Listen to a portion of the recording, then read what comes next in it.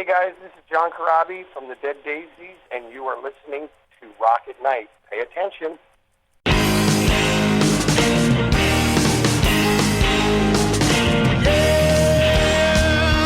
Yeah, are you ready?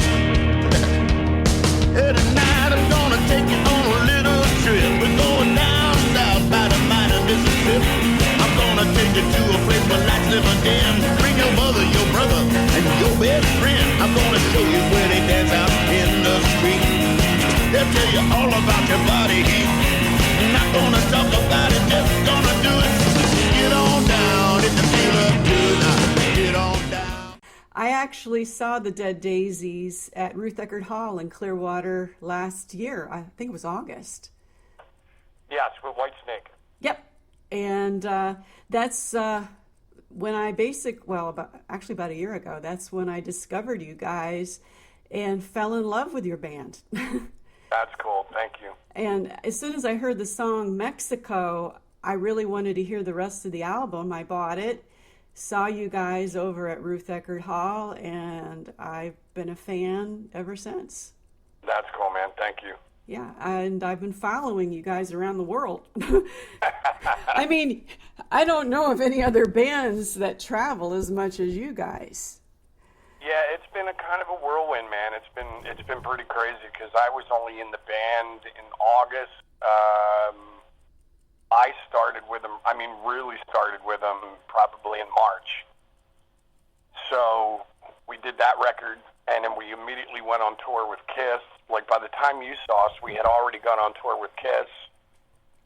Did all of Europe, and then we were doing the Whitesnake tour, and then we immediately went right back with Kiss again and did Australia and the Kiss cruise and a bunch of different things. So it's been crazy. It's been hectic. Totally crazy. And you have a solo career too, because I think, we have mutual friends, Cougarin up in Michigan. Didn't you play at the Token Lounge up there? Or Yeah. Yeah, I've been following you. I don't want to be like stalker girl, but All good. I follow the bands, where they're to see what they're up to.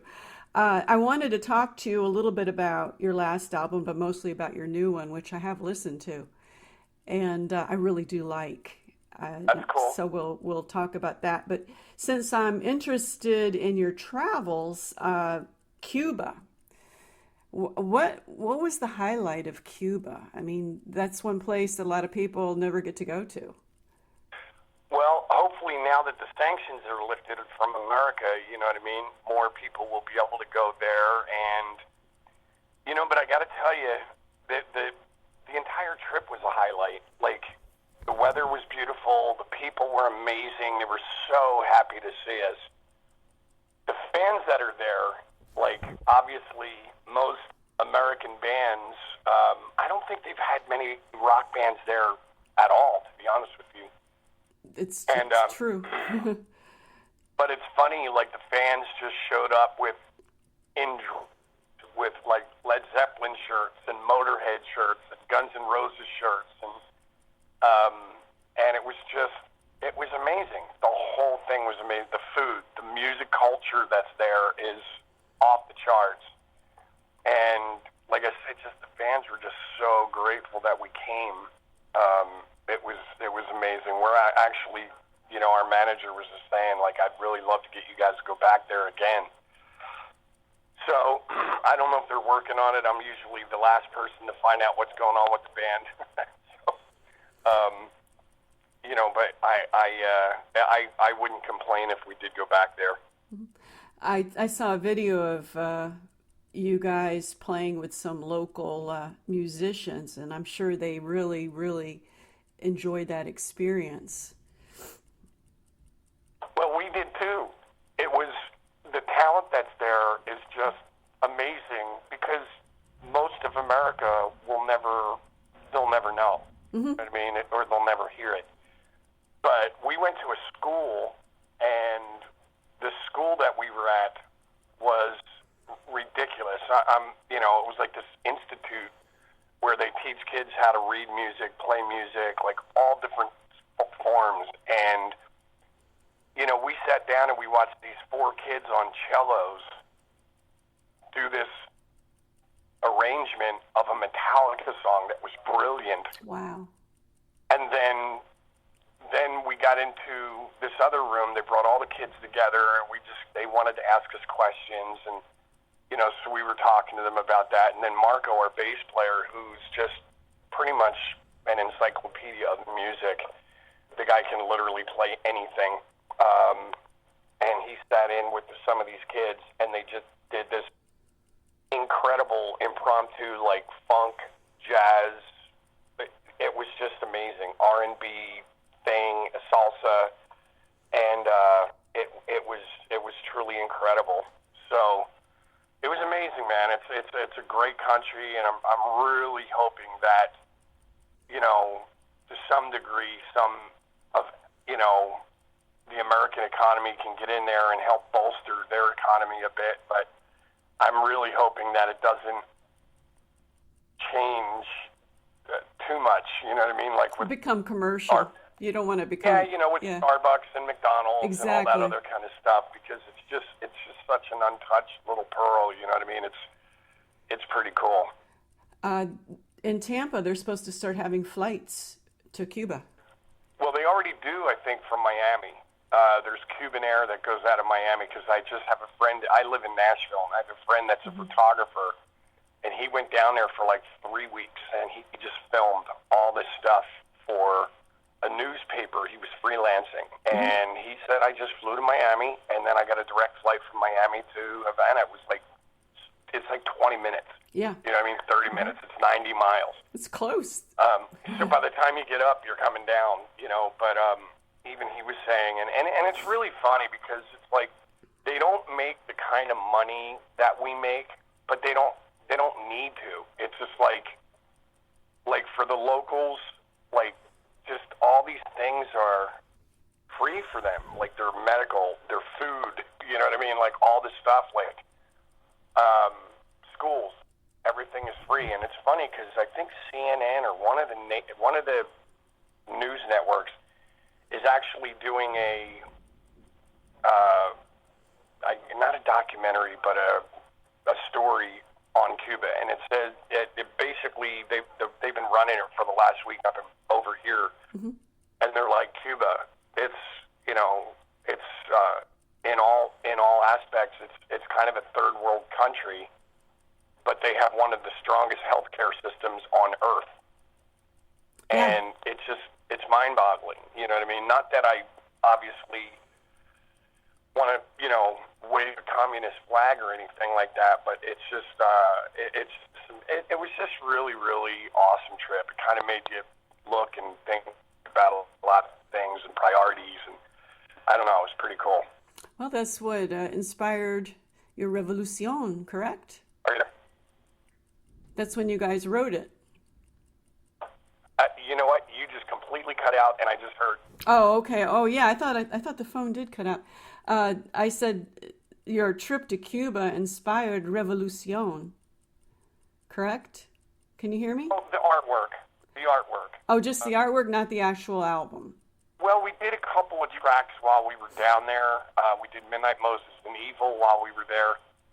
And we did have a couple musicians play on those tracks with us, but it was just weird. Like the album title came from the fact that like there's still all these things like painted on the wall, and it's just been there for 50 years. You know what I mean? And it just says "Viva la Revolution." Mm-hmm. Yeah, all the so Che everywhere Guevara. you look, you saw that word, and okay. Since we don't have a lot of time, God, I have like a slew of things I wish I could sit down with you and talk about, but I guess we could talk about Make Some Noise. You have a new lineup now. Did the new lineup help create the album? I think to a degree it did. I mean, Doug came into the thing. Obviously, if you saw us last year, we had Richard and Dizzy. Yeah. But obviously, if you follow the bands or whatever, you know that Richard and Dizzy went back to Guns N' Roses. Exactly, they're on tour now. So. Reunion tour. Mm-hmm. So we brought Doug Aldridge into the fold, and he's an amazing guitar player and songwriter. But I think a lot of it had to do with the fact that we didn't add any keyboards on this record. We didn't replace Dizzy. Mm-hmm. So so I think just overall it gave it a bit of a little more of an aggressive edge. You know what I mean? Yeah, it definitely is. I listened to every song, and I even like the covers. Fortunate Son, and I am so happy you did Join Together. That's one of my all-time Who songs. That's my all-time favorite as well. So. And you got the harp going on and the voice box, we the just whole did deal. a little bit. We didn't do anything crazy with it. You know, we wanted to be able to reproduce it live, and we've been actually playing it in our set over here, and it really goes over great. It's awesome. So we're very pleased with it. It's just I hadn't heard it in a long time, and I thought, my God, I've always loved this song, and I'm so happy you did it. And even Fortunate Son, I feel that's a timeless piece, especially in today's society. Well, with everything going on today in the news, and you know, there's that, but you know, just the fact too that you know, last year we were kind of playing it last year as an encore song. When you saw us, we obviously weren't doing encores because we were opening for somebody, but for Whitesnake, yeah. Mm-hmm. Yeah, but we literally did it all through Europe. We did it in Russia. We did it in Israel. And it was funny, man. We're sitting there going, you know, it's really weird. Everybody, they know every fucking word to this song. They do. So we kind of were hinting that we might, you know, hey, when we do our next record, we should record this. And then, but I think the guys, you know, like the last record, we had 2 covers. And it's just kind of a theme that we do. We try to pick like 2 covers that we just dig and throw them on the records and you know, go from there. Hope that it works with everybody. But you know, it's just kind of our tip of the hat to our heroes that we've all grown up listening to, and it just kind of shows that we're not just, you know, what some people call it a super group or rock stars or whatever term you want to use for us. But at the end of the day, we're just music fans as well. So it's the tip of the hat. What I like about the songs that you do and that your sound is you've really captured the classic rock feel. I mean, a lot of your music sounds like it could have been written in the day. I don't know how you do it. Is it because you grew up, all of you guys grew up during that period? You were influenced by the bands? Yeah, I mean, honestly, you know, at the end of the day, we're all, you know, fortunately, unfortunately, we're all been doing this we've all been doing this for, you know, 25, 30 years. Mm-hmm.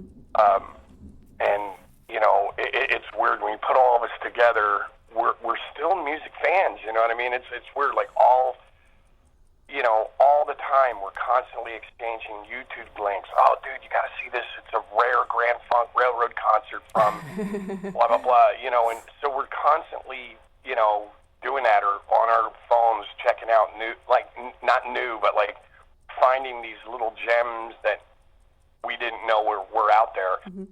And, you know, so it's just honestly, like a lot of people say, well, what can we expect from the Daisies? And at the end of the day, we're just, you know, we don't look at ourselves as a super group. Like I said earlier, we're fans of music. Mm-hmm. We're huge music fans, and we just all grew up listening to the Beatles and Zeppelin and Aerosmith and just all these great, great, legendary 70s Hall of Fame bands. And, you know, we just get in a room and we just start throwing riffs at each other, and it just somehow happens. You know, I can't fully explain it, but it just happens. So the chemistry, I can hear the chemistry. And that's when I know a good song or a well-written song, I know the members really mesh well together. Well, and it was also a very cool thing having Marty Fredrickson involved as well. He produced it, correct? Yes, mm-hmm. And if you follow Marty, you know, you'll look into Marty's career. He's produced bands like Brother Kane. He's done Def Leppard, several Aerosmith records, mm-hmm. Def Leppard, mm-hmm. Motley Crue, Ozzy. He's either written or produced a lot of these acts. And so when we were looking for somebody, we were looking for somebody that would have, fresh ears, fresh eyes, and, kind of help if need be. And it was great having him there, because he's very easy to work with, very mellow, kind of like this laid-back hippie dude. Kind of reminds you of like Shaggy from Scooby-Doo a little bit. And he's just really laid back and, does his thing. He can get his point across without being, pardon my French, an asshole. Mm-hmm. Mm-hmm. And he just comes in and he goes, well, hey, man, why don't you try this? And, and it's just having that other person just sit there and go, oh, yeah, like, God, I would have never thought of that. Exactly. So he actually helped me, fine-tune a lot of the lyrics. There was, which is another great thing. Like, I live in Nashville, so once the guys were done a majority of the record, I kind of got to hang with Marty by myself and just really tweak all the lyrics and make sure they were great and the melodies, and then we just went for it. So it was a great team, and I'm hoping that we can continue this same team for a while. Do you have a favorite on the album? Song? Favorite song? Yeah, there's, it's so hard, like, because today it'll be one thing and tomorrow it'll be something completely different. But I think the ones that I lean towards, I would probably have to say would be I Love We All Fall Down. I love Last Time I Saw the Sun. Mm-hmm. All the Same I like. I do love Long Way to Go. Mm-hmm. And Mainline. I think those are... Ooh, thunder here. Is that thunder? That's thunder. Yeah, it's Florida. I'll tell you which songs I really like. Long Way to Go, definitely a great hard driving song, and I think the lyrics, the message behind it is so pertinent today. It's weird. Like, a lot of people ask me about the lyrics, and personally, I just I can't help but see things and hear things that are frustrating or sad or make me angry or whatever. I mean, I try to not repeat myself, at least on each record. And so there's a couple songs on there about girls, and there's a couple of songs on there just about life on the road, and then there's this, you can't help but not draw from the fact that we're being bombarded, to some degree on the news every day. And, so it just kind of, David actually came up with the title. And I thought he was talking about the fact that we usually only take about a month to do a record. Like, so even the last record and this record, we had nothing. We sat down, we wrote everything, recorded it, mixed it, and mastered it in about 30 to 35 days. Wow. Yeah, I wondered when you squeezed it in because you guys tour constantly. Yeah, we started in January. We were done at the end of February. We started in January. We started writing January 26th, and we were done by the end of February. Wow, that's super quick. Yeah, and that's how we did the last one. We started the last one, Revolution, last March 10th, and I flew home from Sydney, Australia, April 11th. So it's just the way we work. So I was talking to David. I'm like, man, I'm just, trying to wrap my head around this one song. And he was doing the guitars for it. And I go, how's it going? And he goes, well, long way to go. Not a lot of time to get there. No time to get there. And I thought he was referring to the fact that he was doing his guitar tracks and we had to have this record done in a month. You know what I mean? Uh-huh. You didn't... It just kind of popped and a light bulb went off, and then, once the guitar tracks were done, Marty and I just sat down and talked, and he's like, "What are you trying to say here?" And I'm like, "Well, just watch the news." You know what I mean? And we just sat down and we just kind of hammered it home, and it's pretty awesome. I dig, and we've been getting a great response from that one as well. So that one is definitely a winner. Other songs I really like. Last time I saw The Sun, I loved. You know why? It makes me think of the Faces. The harmonies that you guys do. Yeah. I'm a huge Faces, even Small Faces fan. I was a teen back in the 70s, so I grew up with all that stuff. But very cool vibe to it.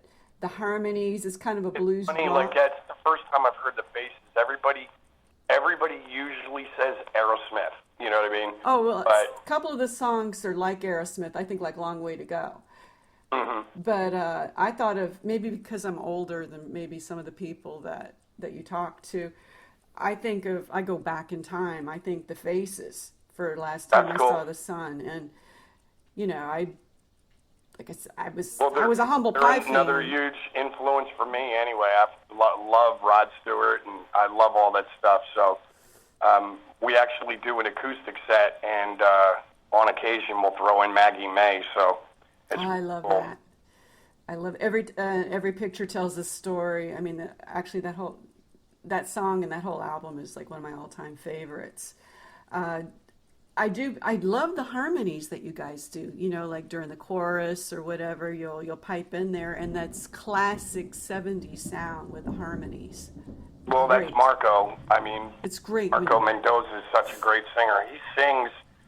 Marco and I do all of the lead vocals, but Marco and I are singing quite a lot together, like in harmonies and different things like that. And even on the last record, it was like me, Marco, and Dizzy mainly. But it's pretty cool. You know what I mean? I love being able, because there's a lot of times like you'll hear something, you go, man, I think this is a great melody, but for some reason I'm laying it down right now and it doesn't sound the way I thought it would. Yeah, you need to flesh it out with harmonies. It's like Marco will go, hold on a minute. He goes, don't get, let me try something, and he'll throw a harmony on, and I'm like, that's it. Mm-hmm. Now, you know what I mean? It sounds awesome now. So, like the song, How Does It Feel? Great harmonies there, and Freedom.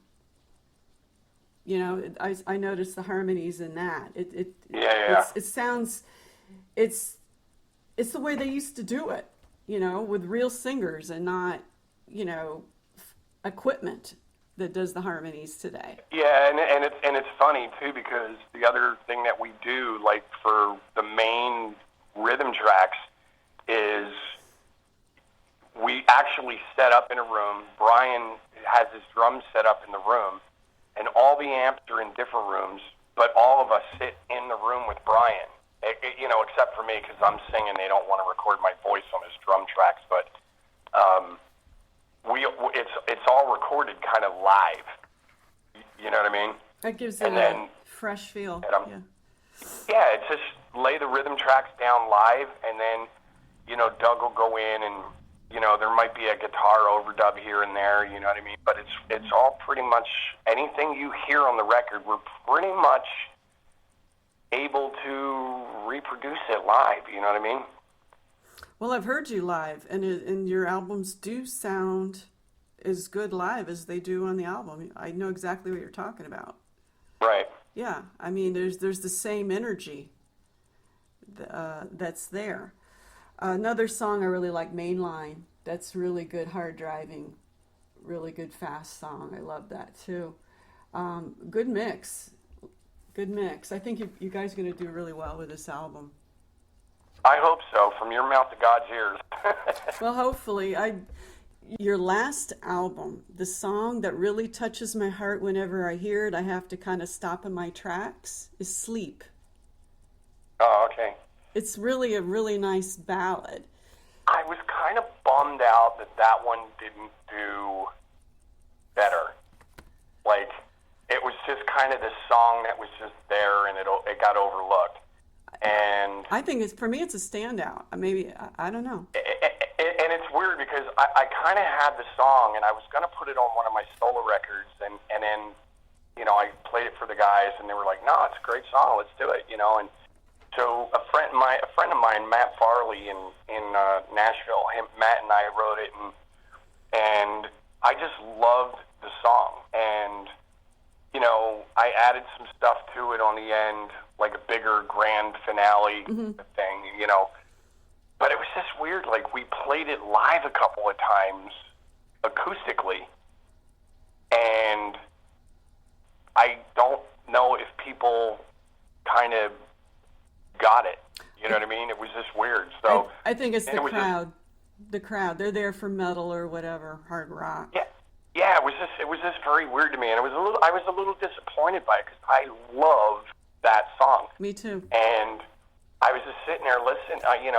Like, we did it a couple times during acoustic sets, and it just kind of plodded along, and everybody was like, "Oh, okay, whatever, ballad," And then even on the record, I thought for sure, like, somebody's gonna, and it just kind of was one of those songs that everybody just overlooked and brushed over for Mexico or one of the other songs, and I'm just like, man, that sucks. I really thought that one would have been a great tune. And when people even talk about the last record, they rarely mention that song. It's just there. So no, me, a 80s, 70s, 80s girl. The ballads, the anthem songs were huge. Right. When you go back, and when I heard that, I thought, wow, this really feels familiar. I really liked it. And yeah, I mean, it touched me. So, it's funny. Sometimes my wife tells me, like, she goes, because she just actually saw a live thing that we did, like on Facebook Live, we did a radio broadcast, like we were doing a radio interview in Ireland. Mm-hmm. And she goes, it's really weird. She goes, for the first time, I actually heard what you're singing in Long Way to Go. And she goes, oh my God, like, those lyrics are awesome. Like, they're just so thought-provoking with everything that's going on right now. Mm-hmm. Mm-hmm. But she's told me in the past, she goes, you know what, honey? She goes, I think you need to sometimes dumb it down. You need to dumb it down. And I just think, like, lyrically, Sleep tend to go over some people's head. Like, she's like, well, what are you trying to say? And I'm like, it's just life. It's just about all the things going on in your head and thinking about, a relationship, and you're thinking about all the things that you could have said, should have said, done, blah, blah, blah, and you're just whatever. And it's, she's like, wow, it's really cool. It's a great song. She loves that one too, but she's like, God, maybe sometimes you just have to dumb it down a little bit. But I'm like, you know what? I'm fine with it too. I just don't know how I would have made it any simpler. You know what I mean? Well, you've got the chorus, 1 step forward, 2 steps back, nobody to blame. I mean, to me, it's pretty direct. I don't think you can. Well, she was talking about sleep, though. You know what I mean? Sleep. I thought we were talking about Long Way to Go. Oh, we kind of are, but she was more referring to the song Sleep. But she did say too, like that one. She goes, I finally totally understood every word that you said because it was in an acoustic setting. And she goes, those lyrics are insane. Like, they're just great. So I was very pleased. Well, I think you guys are going to do really well. We'll go ahead and, since I pretty much listened to the album, I might as well write a review because I took notes on every song. I listen with the headphones. I'm old school to songs. Well, you're going to love the fact that we did the record in vinyl as well. So. Yeah, because I just noticed, you guys are on the road constantly. And because of that, you really have a unique perspective from a cultural standpoint and from even current events, politics. I saw that you guys played in Paris shortly after the big massacre last year. Yes. I mean, that must And it's have funny been. because Tell me about that. just did an interview, one of the ones after I talked to you and before I called you back. Hmm. One of the guys asked me about that, and I said, it was crazy, but when we showed up about a week later. I mean, and you got to remember too, like right after Paris, we went to Brussels. Oh, geez, And that's there was a lot of crazy stuff going on exactly. there too. Yeah. But it was weird. Like, we got to Paris and we did our own show, and it was amazing. It was completely sold out. The audience was beyond responsive and happy and waving their hands and crying and singing, and Wow. it was amazing. And then I was telling this guy just a couple interviews ago, I said about 2 weeks after we played in Paris, I got an email from this guy that was at the show, and he just went on and on and on about how we were his heroes, and he was so grateful that we came and we played for the people of Paris, and he just wrote in giant capital letters, he goes, because we needed that. Wow. And it was very touching. But the part that was even crazier is that he kept going in the letter and then wound up telling me that he was one of the hostages Oh my God. in the club that night. Oh my God. Wow. And then I wrote him a letter back, and I'm like, dude, we are not, pardon my French, I go, we are not fucking heroes. You are. The Yeah. fact that you were able to come to another rock show after what you experienced the week before is unbelievable Yeah. to me. With And I will never forget it. Wow. Oh. Yeah. I'd have PTSD up the yin yang. I mean, here we just had Orlando, that's not far from me. We just had, I know. I mean, it's getting to be crazy. I photograph concerts. I was at one last night, Snoop Dogg last night. I mean, I'm in concerts all the time, and I always look for exit signs. Well, and I got to be honest with you. If I didn't sit here and tell you that I'm aware of everything now that's going on in the room, like, I'm on stage, I'm doing my thing, but I'm still looking around the room. Yeah. I know what's going on. And I think everybody has to be now. But you know what? This is just something that somehow the world, is going to have.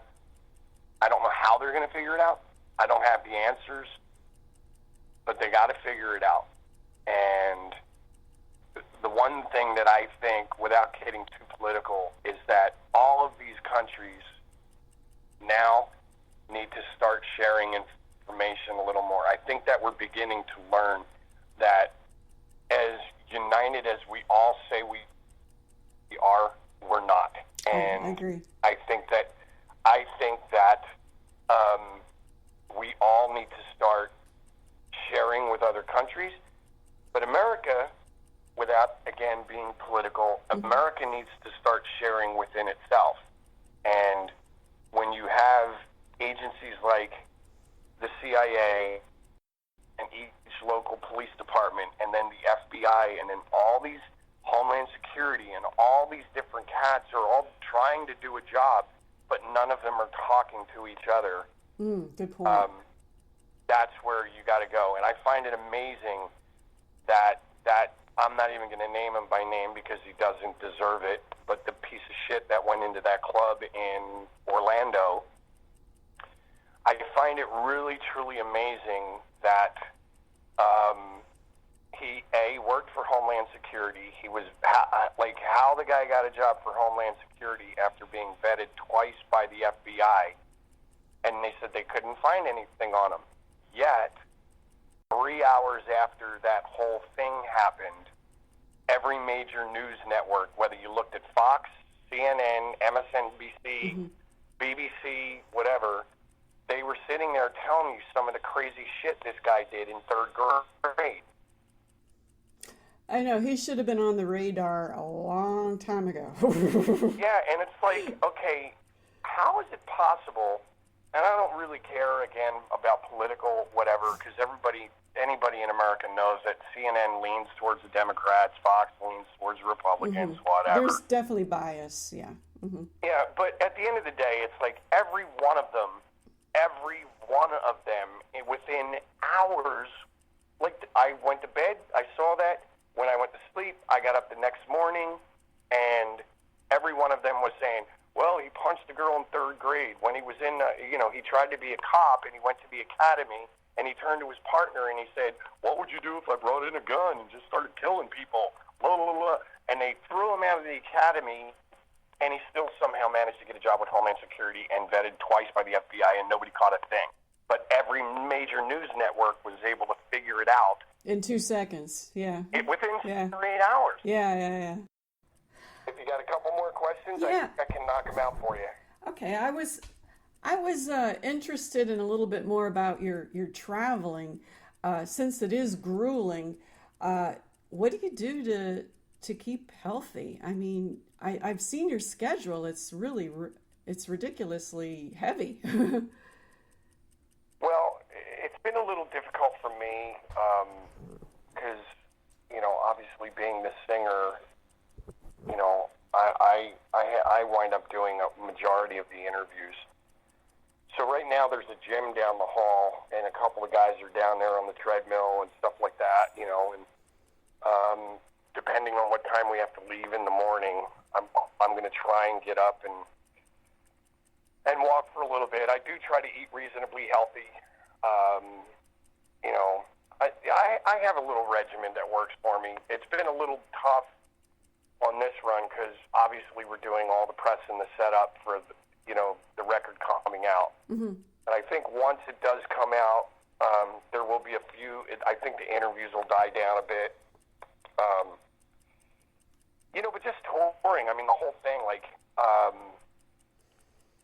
Last night we were on stage for an hour and a half, and you get off stage and you're just, I guess to some degree it's got to be some sort of a cardio workout. You know what I mean? You're just completely drenched, and me, I know I don't sing properly, so when I get done, all the muscles in my shoulders, my back, my stomach, my neck, I'm just sore. Wow. So, and that was my other question. I mean, your voice must go through the ringer when you're doing this night after night. Well, and it's just weird, but the hardest part for me is it's not the singing. It's all the other stuff that you wind up doing. It's more the getting up at 7 or 8 o'clock in the morning and having to wake your voice up and go sing something on a radio station at 8 or 9 in the morning, or a TV show, or